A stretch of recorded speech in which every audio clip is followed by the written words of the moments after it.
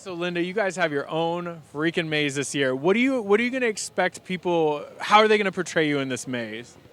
Well, I understand that they did an amazing job with all the different special effects and that he was super, super excited to put it together. And I think that the actors that are in there are going to have a whole different experience than they expected. And The Exorcist is about good versus evil. And it's a theological thriller. So it's about good and evil. So there's a fear base at all times with the film. I can't wait for people to go through the maze. I think it's going to be exciting.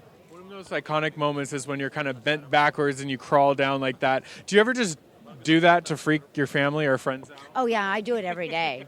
Yeah, right after doggy down in yoga. One thing they always talked about is how hard it was when you were so young to deal with it because people thought it was real. How did you deal with that? People assuming that it was real and being afraid of you. A 15-year-old has no idea what the world is about. So all you can do is look out through a sea full of faces and go, why is this person asking me this question? I mean, church tells you this and it's good versus evil. And it was hard. And then there was so much prejudice that went with it. My mom was an amazing woman. She just always said, tell the truth, live your life the best you can. And so, I developed the Linda Blair World Heart Foundation because that was my dream and my goal. And so everything that I do benefits the Foundation for Animal Welfare.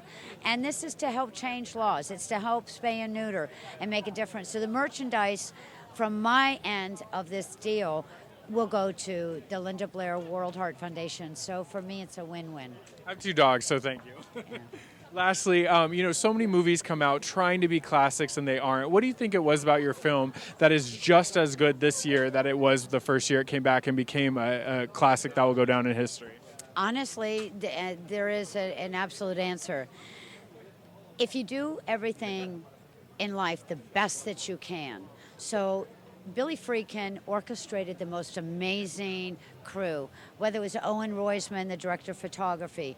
Bill Blatty, of course, wrote the most amazing novel. Dick Smith did the makeup, and so on and so forth. Marcel Vocatier did the special effects. He demanded that everything be very authentic.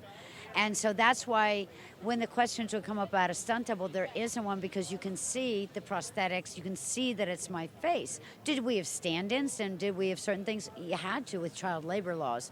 But in order to get the film across and done right, so everything from the soundtrack, the little bitty sounds, the tones, but Owen Roisman with all the different camera lenses, that's what it drew you in. And just when you were like, oh my God, they would get a scare on another, angle. And that's why it's a masterpiece.